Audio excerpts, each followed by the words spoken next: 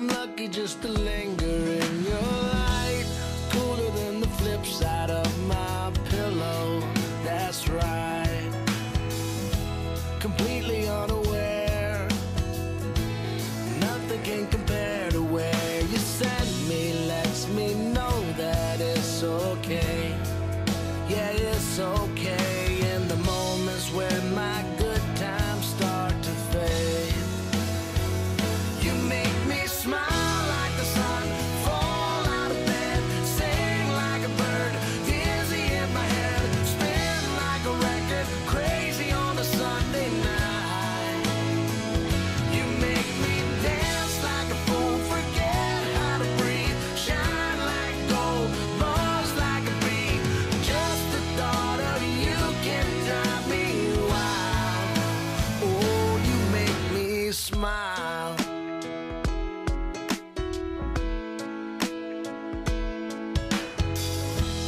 Even when you're gone, somehow you come along just like a flower poking through the sidewalk crack.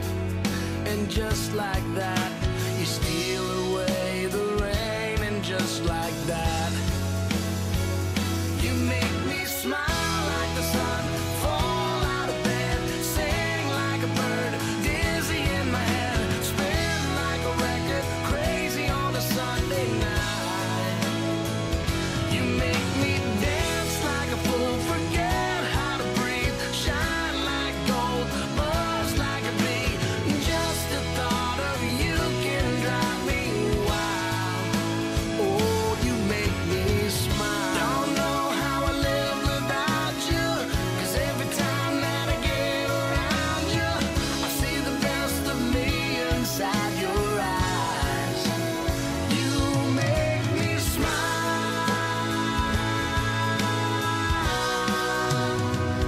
You make me dance like a fool, forget how to breathe, shine like gold, buzz like a bee. Just the thought of you can drive me wild.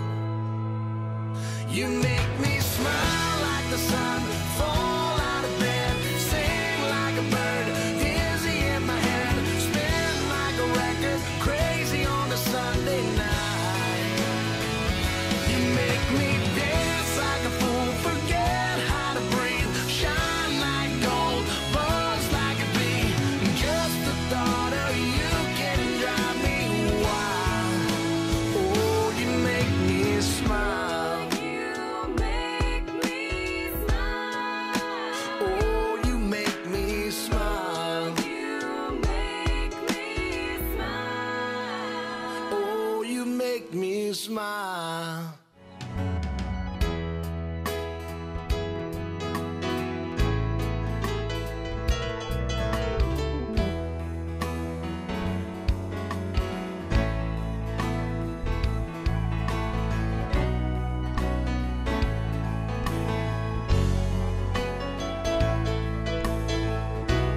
Hey, welcome everybody.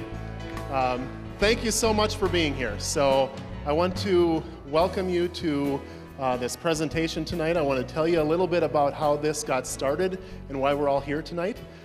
So welcome to the Bounce Back presentation and the community presentation on 3 good things and how to do research in our community and how to be a happier and healthier community. So before I get started, I wanted to talk a little bit about the video that you were seeing when you walked in. So this is a video that was put together by our students at the Phoenix Learning Center, who are down in the corner here, so stand up and wave. They have led the way in our community with doing random acts of kindness around our community, as you saw. So they're out there leading the way. So let me tell you a little bit about the Bounce Back program. The Bounce Back program is a program that was started earlier this spring when about 15 of us docs and hospital administrators went to a conference that Brian was putting on. And it was one of the best things that any one of us had gone to. And so we circled up after that and said, what do we want to do with this stuff? And as docs, we obviously wanted to come back and talk to our patients about this one by one. We wanted to bring this back to our families and help our families become happier and healthier. And really what we came to at the end was we want to take this back to our entire community because everybody in our community needs to hear this. This is going to make you a better mom, a better dad, a better neighbor, a better brother, a better sister, a better son, and a better daughter. And so I'm so glad you're here today to help us take this first step.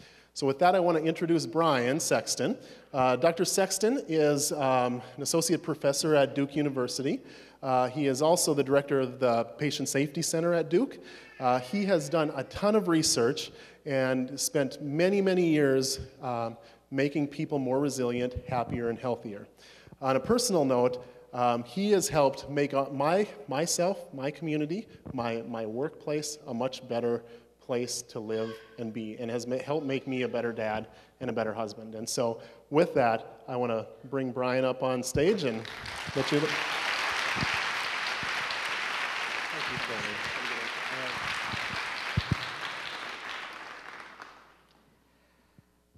Wow, I better say something good after that.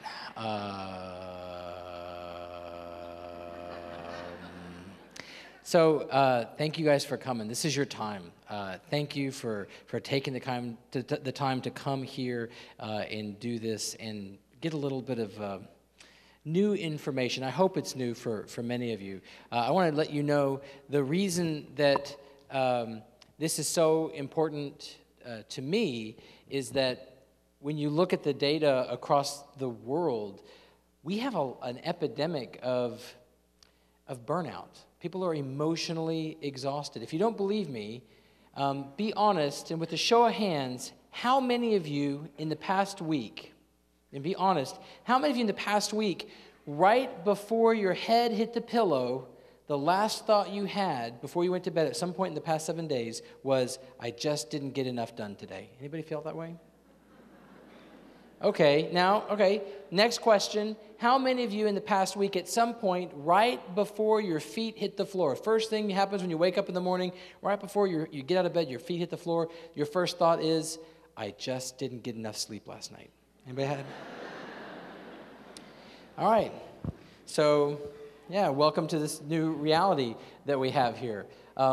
This is a common problem that we see in healthcare, that we see outside of healthcare, actually, that if you ask children, these are children ages 8 to 18 years old, and you say, what are you most worried about? What are our children most worried about? 8 to 18-year-olds? They're most worried about mom and dad. They wish mom and dad were less stressed and less tired. 2 out of 3 kids, their biggest concern is their parents. So clearly, we're not doing as good a job as we thought of kind of putting on that game face for our children. So let me ask you guys this question. This is Truth Squad, so I'll play if you'll play. Raise your hand if in the past week, if in the past 7 days, you skipped a meal. Anybody skip a meal? Hands up high. There you go. That's like most of us. Next question. Oh, by the way, you know that's not how dieting works, right? Just skipping a meal. That's not quite. How many of you ate a poorly balanced meal at some point in the past week? Anybody? That's like everybody. How many of you in the past 7 days worked an entire day or shift without taking any breaks? Anybody do that? Nature called, you told it to take a message. How many of you in the past week changed personal or family plans because of work? Yep. That's kind of intrusive. How about this next one? How many of you in the past 7 days arrived home late from work or late from school? Anybody get home late? Get home late? Now, some people say, well, hold on, man. You better define late, man. Because that means different things to different people, man. So, late at my house is the same as late at your house. It's whatever the hell your spouse says it is. That's what late is. That's what late is. How many of you, with a show of hands, how many of you drank too much coffee at some point in the past 7 days? Yeah? A lot of hands, a lot of hands. How much is too much? If you have to ask, it's probably a problem. And then my favorite here is how many of you guys got less than 5 hours during one of the nights in the past 7? Anybody get less than 5 hours of sleep during one of the nights in the past 7? Yeah, that's like most of you. All right, so here's a pop quiz. Do a favor for me, if you don't mind. Everyone take one of your hands and place a hand on your forehead if you don't mind. Just place one hand on your forehead. Now, I want to point out that the part of your brain that's behind your hand right now, that's called your prefrontal cortex. It's the part of your brain that allows you to be socially and emotionally appropriate. Go ahead and put your hand down. So guess what part of your brain switches off when you've gotten less than 5 hours of sleep? It also switches off, your prefrontal cortex switches off if you've been awake for 35 hours or more continuously. So if you've been awake 35 hours straight or you've gotten less than 5 hours of sleep, the part of your brain that helps you to be socially and emotionally appropriate turns off. Listen, I don't care if you're Mother Teresa. Once you've been awake for 40 hours, you're an a-hole. Okay? That's just science, baby. That's just science. That's not even psychology. That's just biology at that point, right? That's the way the brain works. Well, by the way, this is work-life balance. This is what these questions are. And if you ask people these questions today, it predicts how burned out you are next year. And if we ask you what your burnout level is today, it predicts the quality of what you do now and next year. So this is just looking at, ultimately, what predicts quality, the quality of what we do. Now, don't take my word for it. If you go to this less than 5 hours thing and you ask the English, it's 32% of the English, but it's 40% of Americans get less than 5 hours of sleep at least once a week. 40%. And if that's you, you're twice as likely to die of heart disease, and you're 1.7 times as likely to die of all causes. And the guy who does this research, you cannot make this up. His name is Francis Cappuccino. How do you like that? Does death by fatigue. Yeah. You know where you go to study death by fatigue? Where do you go to study death by fatigue? Vegas, baby. Hit me, hit me. Yeah, I'll take another drink. Yeah, hit me, right? Yeah, I'll take another drink, hit me. And then they literally die. There's actually a code. They call it, the pit boss will call into his cuff, we have a code gray at table 13, we have a code gray at table 13. And they bring in a gurney. They put the person who just died at the blackjack table, they put them on the gurney, take him off. Oh, he just had too much to drink. No, he didn't. He's dead. He's dead. In fact, death by exhaustion is so common in Vegas that each of the casinos go to great lengths to hide the rates of death by exhaustion. Because it would make you not want to go to that casino if you found out they had one of the highest rates of death by... Anyway, I'm going down a tangent here. So, what do we know about quality, the quality of what we do? Have you guys ever been to a wonderful website called www.despair.com? Y'all ever check that out before? It's a really cool website. It's where you go to get anti-motivational posters. Anti-motivational posters like this one says quality. The race for quality has no finish line, so technically it's more like a death march. Yes. Thank you. There you go. That was for you, baby. That was for you. You really need to check out that website, brother. So,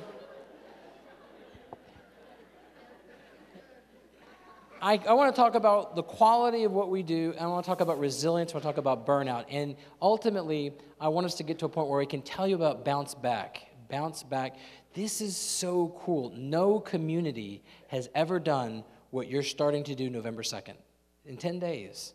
No community has ever done a resilience-based project for an entire community before. I've never heard of this, ever. We've done it in a clinic before. We've done it in a school before. We've never done it in a community. And this is because of the physicians here who said, we want to do something, but we don't want to limit it to our physicians. We want to take it out to the community. This is super duper cool. I've never talked to an audience like this before. This is my first time to ever talk to a group like this.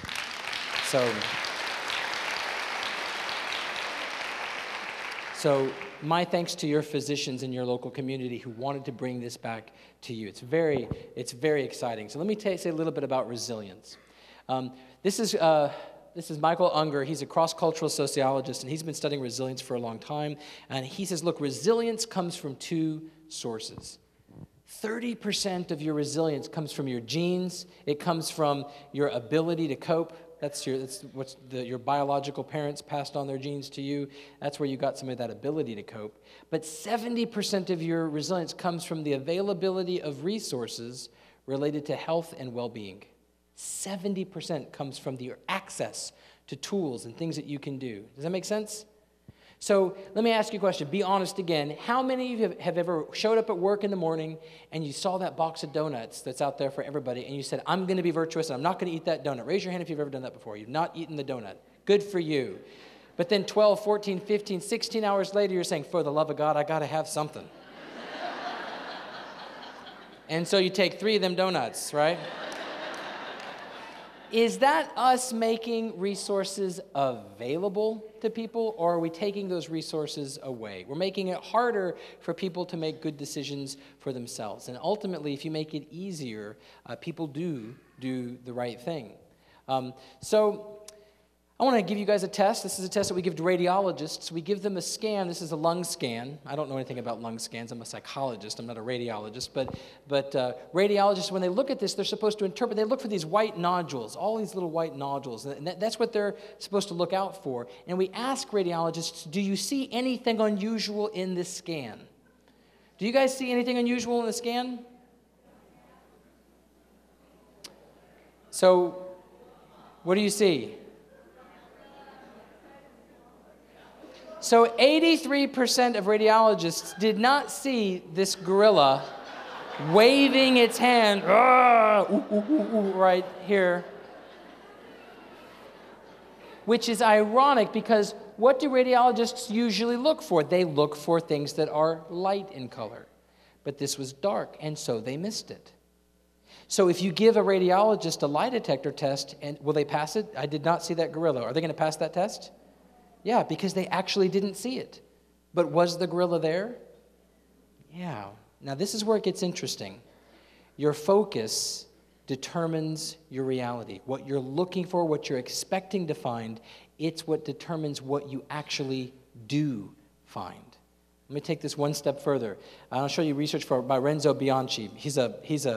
He's a cantankerous French psychologist who we get into fights sometimes, but he's a super smart guy, and I really respect his research. And what he does is he shows people these big pictures, big collages of collections of little images, little scenes, maybe 20, maybe 30 scenes. And some of the scenes are of people crying, some of the scenes are people laughing, sometimes they're smiling, sometimes they're injured, sometimes they're excited, but there's lots of different things going on in these collages of images. And what Renzo does is he uses gaze tracking technology. He puts up a machine and it looks at your pupils, and it can tell what part of the picture is your eyes looking at. Make sense? It's called gaze tracking. And what does Renzo find? He finds that people who are burned out, just like people who are depressed, they get to a positive image and they skip right over it and they focus like a laser beam on a negative image. And that's what they do. That's what happens when you're burned out. That's what happens when you're depressed. It doesn't mean that good things are no longer in the world around you. It means it's hard for you to notice them because you're naturally drawn to think about, focus on, and obsess about the negative. Does that make sense? That's a big deal because that's a muscle. And believe it or not, that ability to notice the positive and get better even at noticing the positive is a muscle that you can exercise. You can tone it up. You can get better at doing it. And that's what 3 Good Things here and Bounce Back is. It just helps you to tone that ability to be aware of the good things that are out there. Now, I'll share this with you. This is a study from Amy Farncope, who's a colleague of mine. She put this into British Medical Journal, which is it's a high-level journal. It's a very prestigious journal that she published in. And she showed, if you look at residents, these are like physicians they're almost done with their training, resident physicians, and you ask and you look at their error rates, you can actually see that depressed residents that have clinical depression, they make 6 times as many medication errors as their non-depressed counterparts. So depression can hurt quality, just like burnout can hurt quality. And what I think is really compelling about this depression data, and this is data from Notre Dame. These are psychologists at Notre Dame who, by the way, it's folks like this that give folks like me a bad name. You know what they did? Anybody have kids in college or intend to go to college? At Notre Dame, they screen incoming freshmen for depression. They screen them for depression. And then they let into every dorm room on campus one depressed roommate and one non-depressed roommate. Doesn't that sound like an evil TV reality show right there? And then they measure all the freshmen 3 months into their freshman year. They screen them for depression again. Then at 6 months into the freshman year, in freshman year of college, they screen them for depression again. So guess what happens? 3 months into the freshman year, the non-depressed roommate has symptoms of depression, and by 6 months, they are depressed. But here's the kicker. The depressed roommate at the beginning of the study was able to offload so much of his or her junk onto that unsuspecting roommate that 6 months into the freshman year, they're doing better. What does that mean? That means that a person's future level of cognitive vulnerability was significantly affected by his or her roommate's baseline level of cognitive vulnerability, or to put this another way, just quite simply, burnout. Attitudes are contagious and mine might kill you, okay? This is a social contagion. If you're hanging out with people who are more burned out than you, it'll pull you down.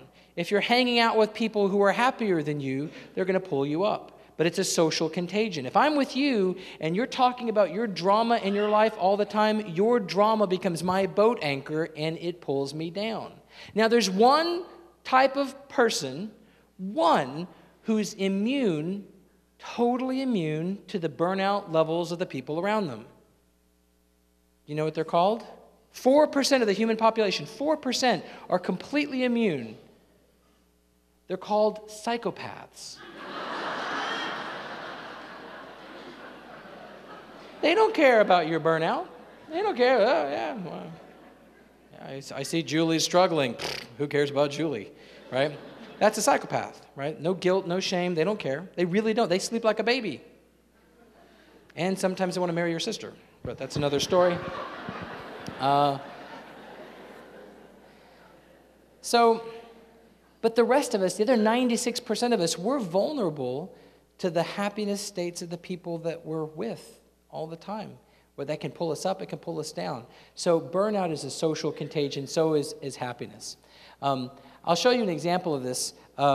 Raise your hand if you're on Facebook. Raise your hand if you're on Facebook. Yeehaw. Now, raise your hand if you update your Facebook status through your cell phone, through your mobile phone. Raise your hand if you do that. All right. Yeehaw. So I'm not saying Facebook is bad. There's lots of great things about Facebook and staying connected to your friends. But we are currently the most connected generation that has ever lived on the face of this planet, and we're also the generation that's the most lonely. No generation has ever been as lonely as the current one. Depression rates have never been higher than they are right now in the history of the world. Now, the number of friends that you have on Facebook is negatively related to the number of friends that you have in real life. Isn't that interesting?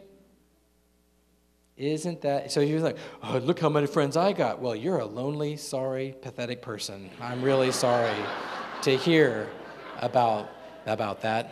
Also, the amount of time that you spend on Facebook, the longer you spend on Facebook, the more sour your mood becomes. Isn't that interesting?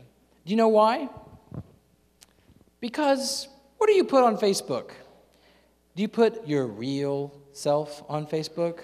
Oh, hell no. Oh, no, that's not you. You take 80 selfies and you put one of them on Facebook. Is that your authentic self? No.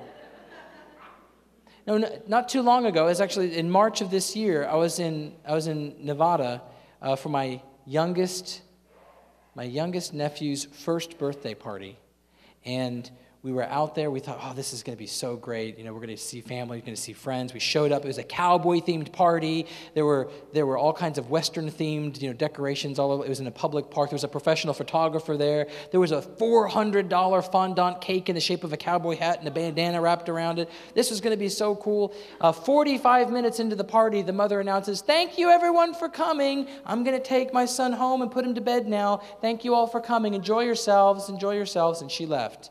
15 minutes later, everyone's Facebook pages start to go off. She's now uploaded all the pictures from the professional photographer onto her Facebook page. And as we're looking at it, oh my gosh, that looks like a lovely party. We're still at the party. It's actually, in 2015, more important to have it be the perception of a lovely first birthday party than to be present at your child's first birthday party. That's what Facebook does. If you are in a job or a situation where you have to put on a mask, and that mask isn't who you really are, customer's always right, customer's always right, you idiot, the customer's always right. If you're putting on a mask, that actually sets you up for depression. If you're having to show an emotion that you don't feel for extended periods of time, that sets you up for mental health problems. So what happens when you're on Facebook and you're looking at everybody else's Facebook page, and you're like, oh my gosh, look at their family, look at their children, they're so well behaved, they're so accomplished, they're so beautiful, look at them. That's not their kids. That's a Photoshopped version of somebody else's perfect children. That's not authenticity. And so this is a problem that we have in the digital age, is that we have the illusion of being connected to other people, but it's not a meaningful connection. Are you tracking with that? Y'all following that? All right, so this begs the question, what is a friend? What is a friend in 2015? And I would argue that a friend is someone who would help you move. Is that fair? A friend is someone who would help you move, and a best friend is somebody that you can call at 4 o'clock in the morning and say, dude, I need your help. I got to move a dead body.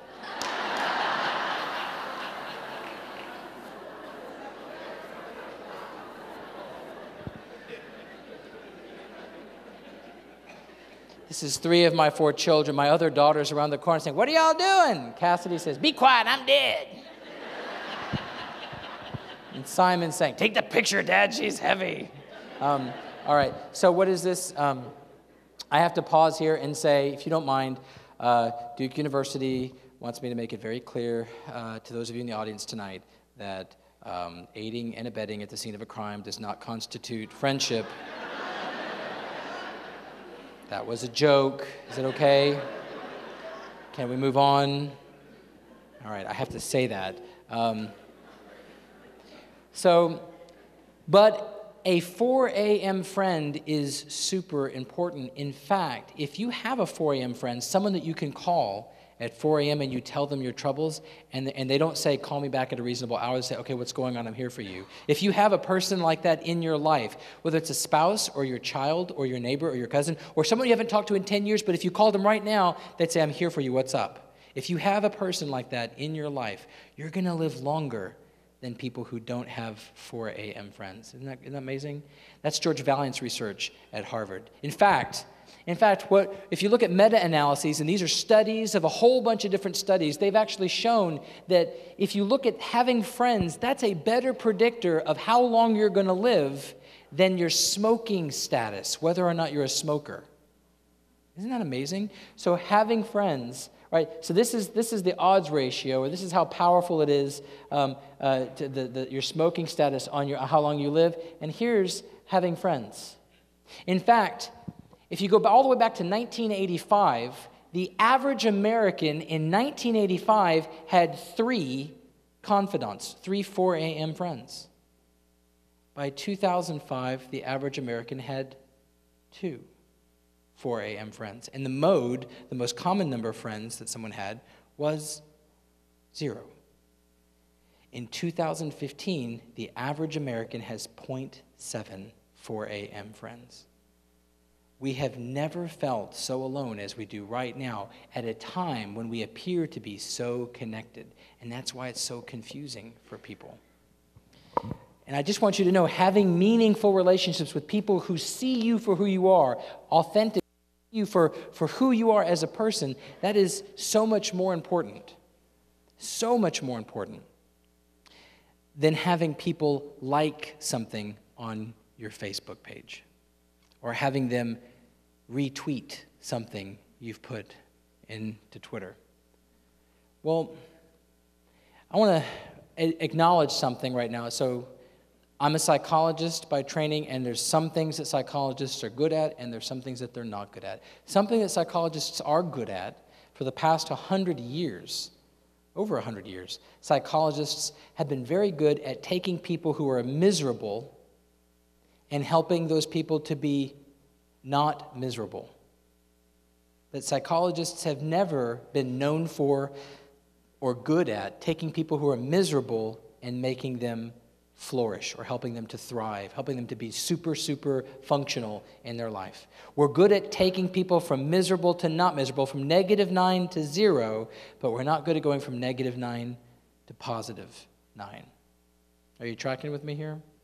So Marty Seligman came along. He was the president of the American Psychological Association. In 1998, he kind of threw down the gauntlet and said, psychologists have failed the American people. Psychologists have failed internationally. Psychologists have failed because psychology has been, up till now, up until 1998, psychology has been about the science of what's wrong with people.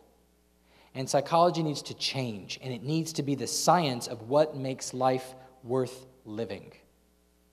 A whole new way of looking at what to focus on.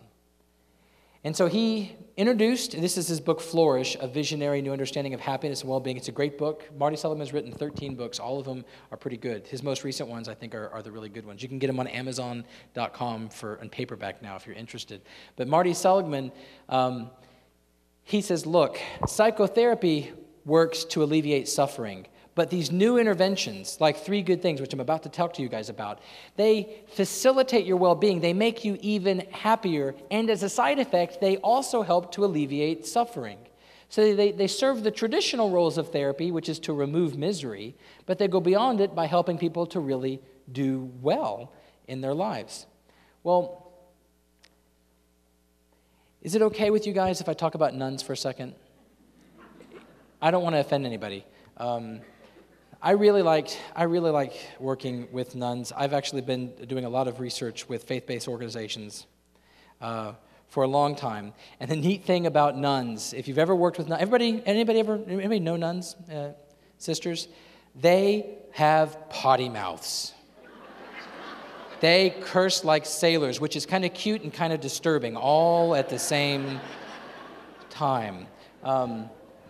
This is a really interesting study that in 2002, when this study came out, so it's kind of affectionately known as the Nun Study.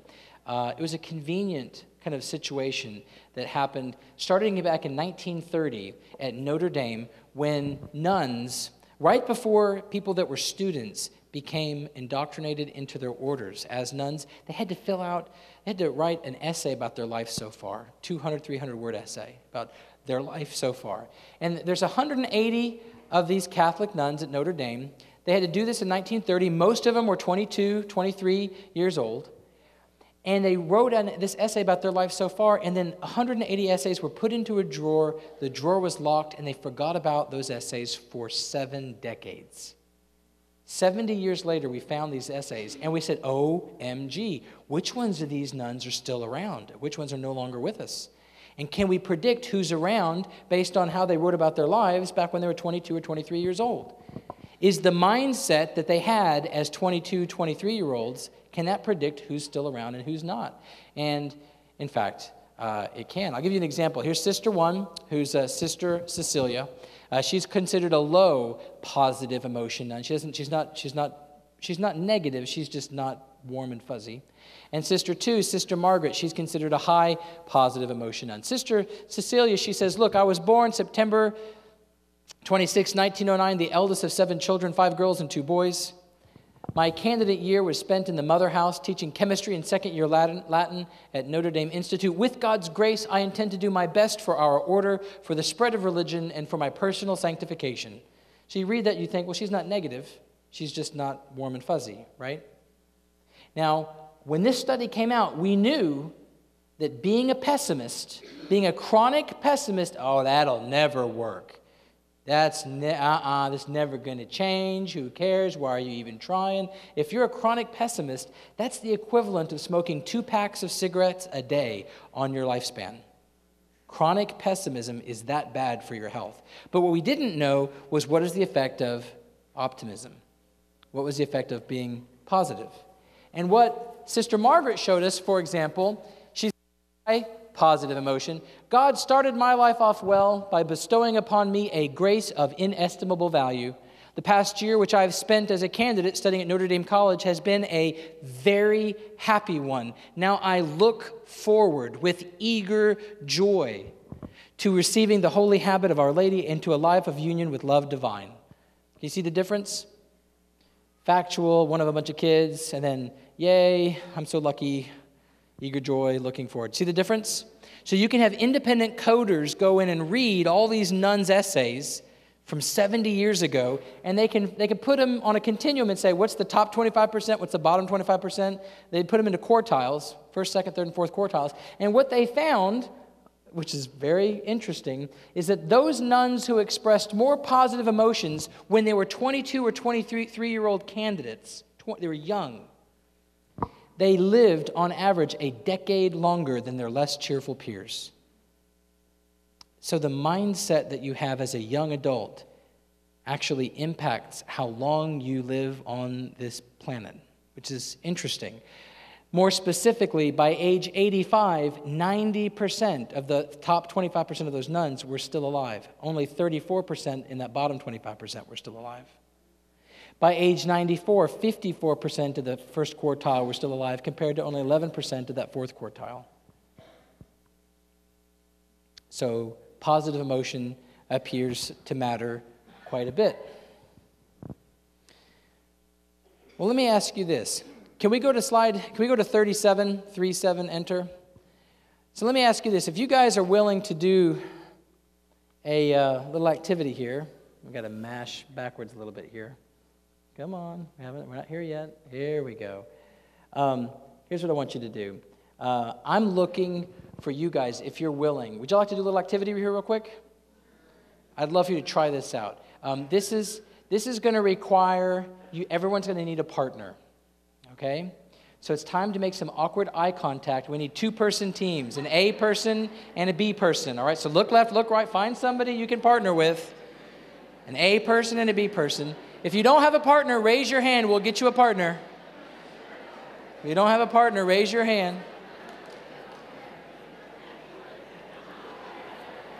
Find your buddy.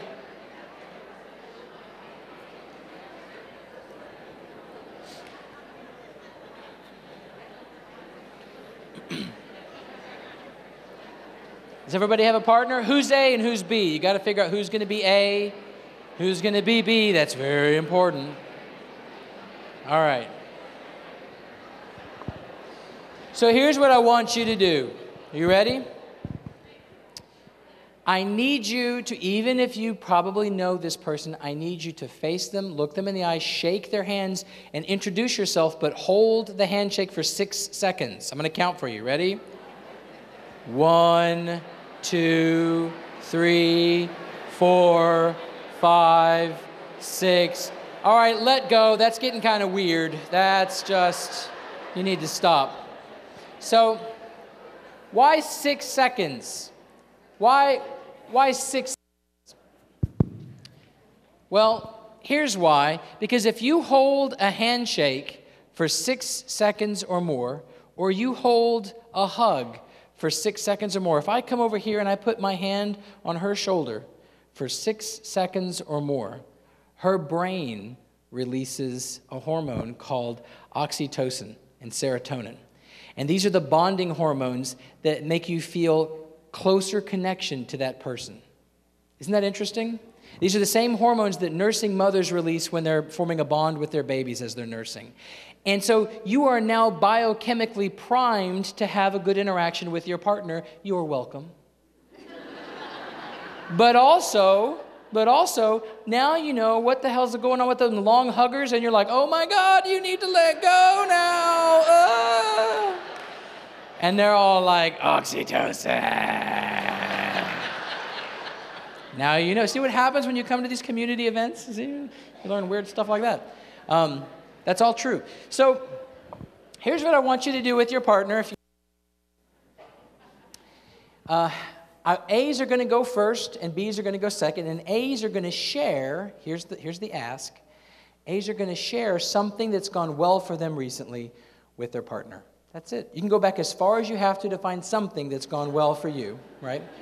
It can be at work, at home, it can be your kids, it can be your hobby, something that when you think of it, it just kind of puts a half of a smile on your face. You're like, oh, that was a good moment, that you're willing to share with your partner. A's are going to go first, and then the B's are going to listen in a very special way. I'm going to talk to you about how they listen. Then after 2 minutes, I'm going to say, time to switch, and then the B's are going to share, and the A's are going to listen. Does that make sense? The whole thing's going to take 4 minutes. But let me show you how this works. There are 4 ways that humans respond to good news. I want you to avoid the first 3 ways. They're very bad, bad for you, bad. Don't do it. The first one is called active, destructive responding. This is where you find the cloud in their silver lining. They say something like, honey, I got a raise and a promotion at work today. I'm so excited. And your response is, do you know what kind of tax bracket that's going to put us in? More hours at work. It's going to see less of you. The kids are going to see less. That's just great, right? You find the negative in the positive.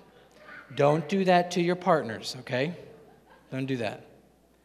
The second thing that people do is called,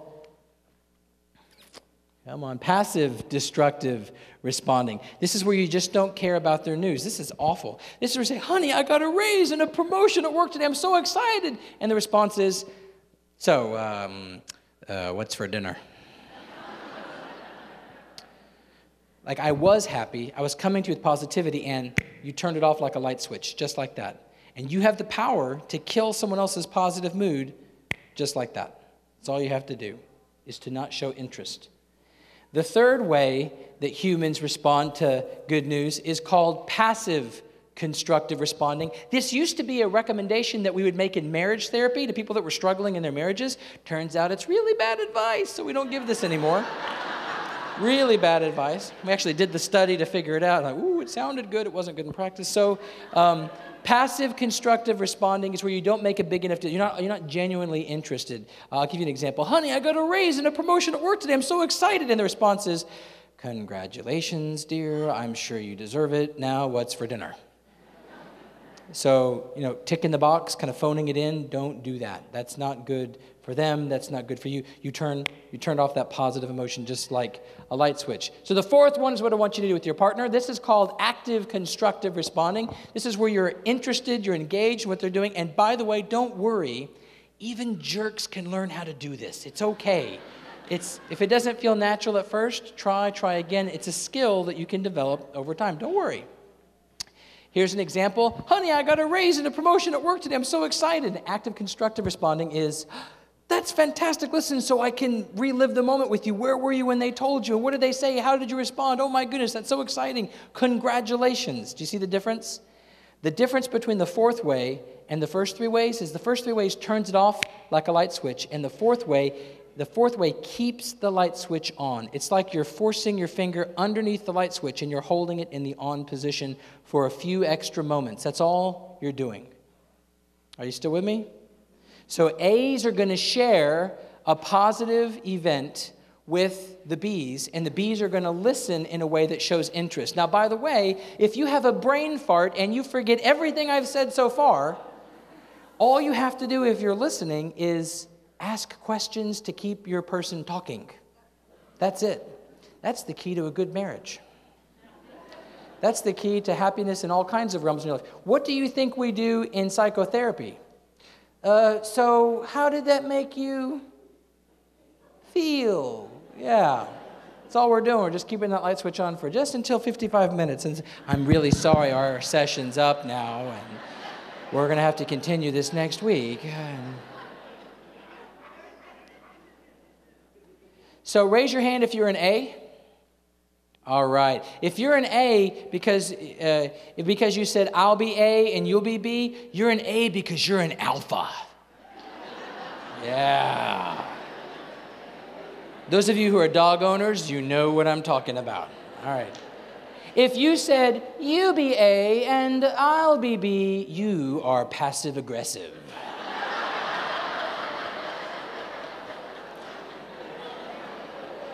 And there's nothing I can do for that. I just made that up. That's not true. All right, so what are we asking you to do? A's are going to go first. Talk for 2 minutes while the B's are kind of prompting you. After 2 minutes, I'm going to say, time to switch. And then we're going to give the B's a chance. Make sense? Everybody ready? Get going, A's. It's all on you. All right, it's time to switch. Give B's a chance. Give B's a chance. Time to switch, you guys. B's, you're up. All right. Your time's up. Time's up for active, constructive responding. So let me ask you guys a question. With a quick show of hands, how many of you right now, be honest, how many of you are in a better mood right now than when you walked through those doors this evening? Anybody in a better mood right now? That's pretty cool, because I've been talking about some pretty depressing stuff for about an hour. Why are you in a better mood? Because what you did, when you hold that light switch on, when you active, constructive respond to another person, that is a random act of kindness. And random acts of kindness make the other person's mood go up, but it also makes your mood go up as well. When you do this for 20 seconds, you just did it for 2 minutes. I did it for 2 minutes just to show you could. If you do it for 20 seconds, you can raise another person's mood for 5 to 7 hours. Isn't that amazing? And we know that for your resilience, other people matter, right? Other people matter more than your smoking status. Other people matter a great deal. And you just held that light switch on for them. You raised their mood for 5 to 7 hours, but in the same time, you raised your mood for 3 to 4 hours. So it's good for you. It's good for them. And we miss opportunities like this all the time in our parenting. We miss opportunities all like this in our friendships and in our work relationships to do this. Can you imagine active, constructive responding like this? Could you do this to your kids? Could you do this to your neighbors? People you work with? The data are in, and if you active, constructive respond your spouse or significant other, you're statistically significantly more likely to get lucky. That's just science. I don't know. Something to think about. Good listening pays off.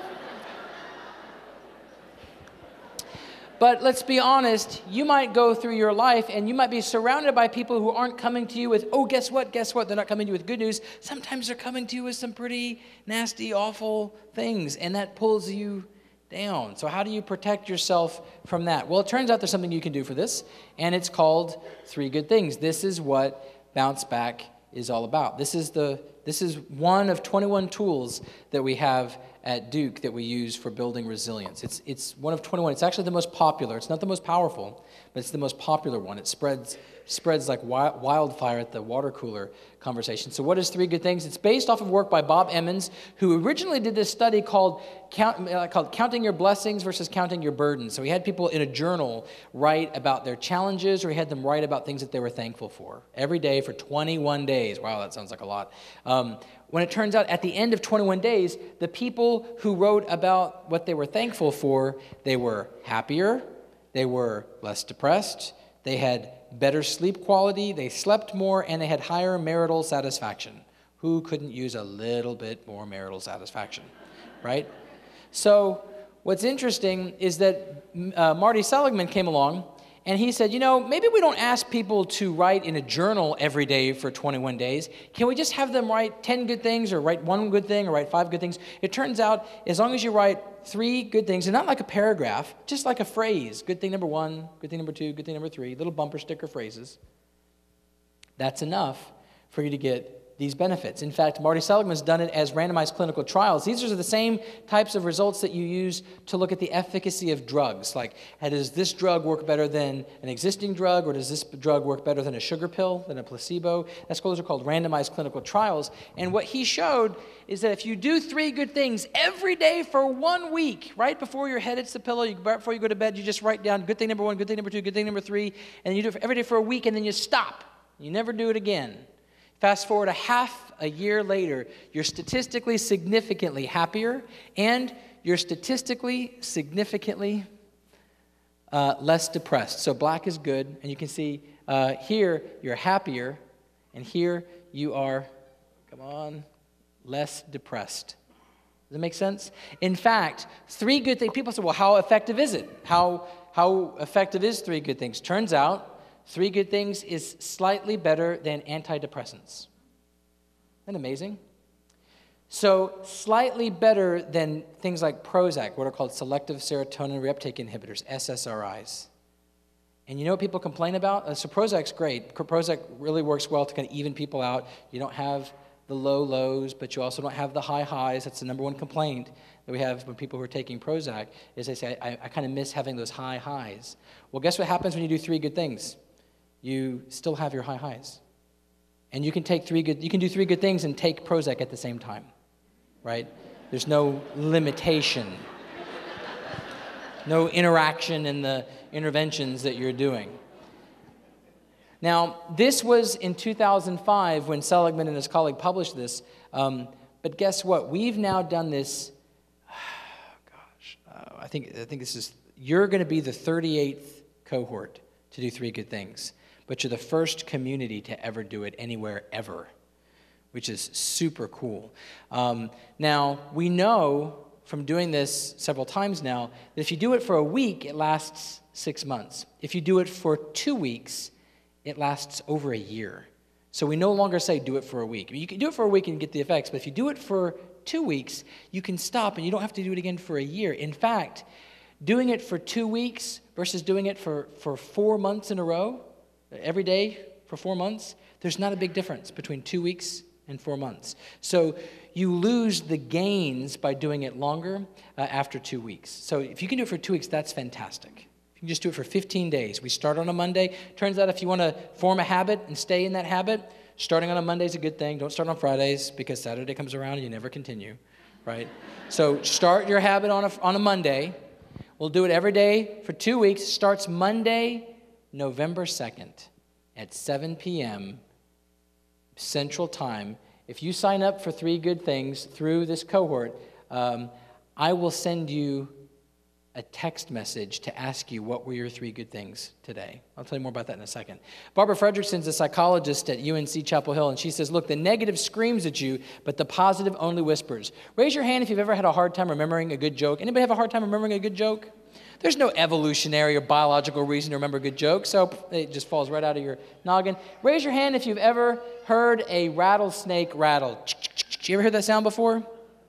You will eventually get to the point, if you're lucky, or if you live long enough, that you'll forget who you are. You will forget you won't be able to recognize the faces of your children or your grandchildren when you have full-bore dementia. But if you hear a rattlesnake rattle, you're going to say, oh, snap, that sound, I know that's bad. because the negative sticks with you, because we are hardwired to remember the negative. That's what keeps our genes in the gene pool. If you ever watch the news at night and you have 2 headlines, one says, Rottweiler savages infant, and the other headline says, percent below the poverty line falls dramatically, which one do you remember? The Rottweiler. Because the negative sticks with you. It's what keeps your genes in the gene pool. If you're focused on the negative, you can avoid threats. But even though it keeps you alive, it doesn't keep you happy. And so sometimes you have to add something to those natural tendencies we have to remember the negative. So we're hardwired to remember the negative, number one. Number two, we have enhanced recall of things that we review, learn, or reflect on during our last 2 wakeful hours. So what do you do in your last 2 wakeful hours? You make a list of all that stuff you didn't get done today? Stop doing that. That's super bad for your anxiety, for your sleep quality. Make that list of everything you didn't get done today. Do that at breakfast. Don't do that right before you go to bed at night.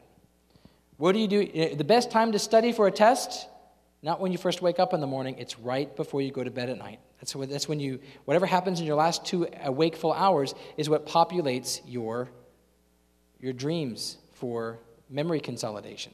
So use those last 2 wakeful hours carefully. Number 3, so this is, you have to do your 3 good things. You don't do it at breakfast. You do it right before your head hits the pillow. Do it right when you're there in bed. Number 3, with practice, by day 4 or day 5 of doing 3 good things, you actually get to the point where you're noticing more good things as you go through your day. Ooh, I can put this on my log today. Ooh, I can put this on my log tonight. Ooh, I can put that on my log. So you're not skipping over the positive to get to the negative. You're actually noticing the positive. And your gaze, in those gaze tracking studies, doesn't go and focus on the negative. You're changing what your focus is, which changes what your reality is. It's the way you experience the world around you. That's it. I mean, that's it. That's what we're talking about. That's how 3 good things works. It's as simple as that. It's not magic. It's not a trick. It's just a technique. So if you sign up for 3 good things, which I hope that you guys consider this, there's the flyers out there. Did everybody get a flyer? Raise your hand if you got a flyer. All right. There's a website, and I'll give you the link. I'll leave the link up at the end of this talk, which we're almost there. I'll send you this text message November 2nd that says, what are 3 things that went well today? Please enter each good thing on a separate line and then hit send. So for here, these are my 3 good things. My 5-year-old swam across the pool at the YMCA today for the first time, number 1. Number 2, there's an awesome sunset where the trees are changing colors right behind our house. Number 3, made my wife laugh so hard at dinner tonight her eyes watered, and so did mine. And I hit send. And it says, okay, by the way, do you have a text plan? Because if you don't have a text plan, this might cost you something. But it's not like it's going to cost you any money. If you have texting, this is just going to be free for you, right? So it's basically saying, are you able to text from your phone? So don't be scared by that message. Just say send, yes, doesn't cost anything. The next question says, okay, for those of you, raise your hand if you're a parent. If you want to enter the 3 good things for your child who doesn't have a phone or the ability to SMS, you can ask them what their 3 good things were, and you can enter them here as well. Here are 3 good things from my 13-year-old. I said, what are 3 good things today, son? What are 3 good things today, Parker? He says, well, I got the lead role in our school play. I'm pretty excited about that. Okay. Number 2, I ate lunch with my girlfriend, and I didn't have anything in my teeth. That's very good, sweetheart. Number 3, made plans to see the movie The Martian with Matt Damon. Yeah, all right. So now I've entered my 3 good things, and I've entered 3 good things for one of my kids. And you can do this for as many of your children as you want. And when you enter this, everything that you enter goes into a log for all the people participating in 3 good things in Monticello and in Buffalo. And we have a log that says Monticello. You can scroll down and see Buffalo. You can keep on scrolling and see which ones are adults doing this and which ones are students doing this. Does it make sense? And you can see, this is the first time ever we've done, this is very different from writing in a journal and then closing the journal and putting it on your bedside table. Nobody benefits from that. When you do this, everybody benefits because everybody gets to see the good things from other people in your community. This has never been done before like this ever. So I'll end just by saying we've done this at Duke. We've done this at Stanford. This works really well for healthcare workers. You can advertise for 3 good things by putting a butcher paper up on the wall, putting out Sharpies, and allowing people to harvest those good things as they surface during their day. How long does this take most people to do it? 98% of our participants finish in under 3 minutes. So can you give 3 minutes a day for 2 weeks and then never do this again? Try that out. See, and if you can stop whenever you want. You can stop at any point. So there's 3 good things, which is here in the middle. If you want more, Stay tuned, because Bounce Back, the website that's on the flyer that you have, is offering additional tools going forward. And we want you to also have access to our gratitude tool, which is free. If you enter into any website, bit.ly/gratpree, that's our gratitude intervention, which takes 5 to 7 minutes to do. It's really easy. And we also have what's called our signature strengths intervention. And this is case sensitive, so how you enter this into our website, you have to do all caps for S strengths. And signature strengths takes, what do you do well? How can you do more of what you do well? And it turns out if we get you to do more of what you do well, do it more often and do more of it, people thrive. They really do flourish. It's not asking you to stop doing certain things. It's asking you to do more of what you're good at, what your natural gifts are. Use those natural skills and gifts that you have. The Buddha said thousands of candles can be lighted from a single candle, and the life of that candle will not be shortened. In other words, if you like what you do with Bounce Back, if you like what you do with 3 Good Things, please pass it on. Please share it with others so that they can benefit from it as well. Humans are capable of being physically, emotionally, cognitively, socially, financially, and spiritually overwhelmed from time to time. When we are particularly challenged, we need a combination of resilience role models, tools, strategies, and protected time like this in our community, so that we don't just bounce back, we bounce higher. And with that, I'll leave the tools up here for you guys to, if you want to take a picture of the screen, these are the links. Ebbity, that's all, folks. Thank you so very much.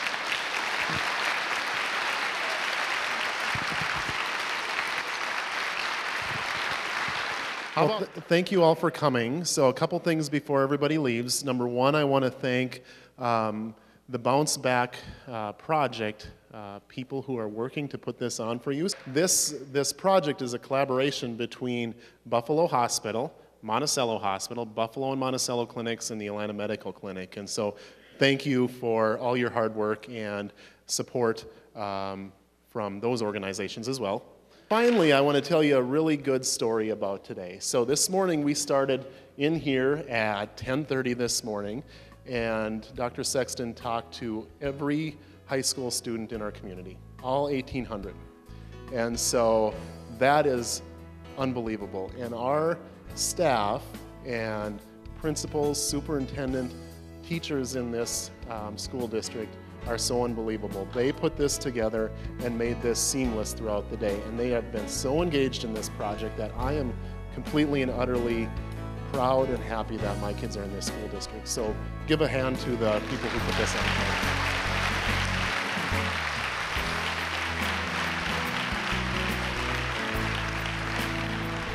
And thank you for coming tonight.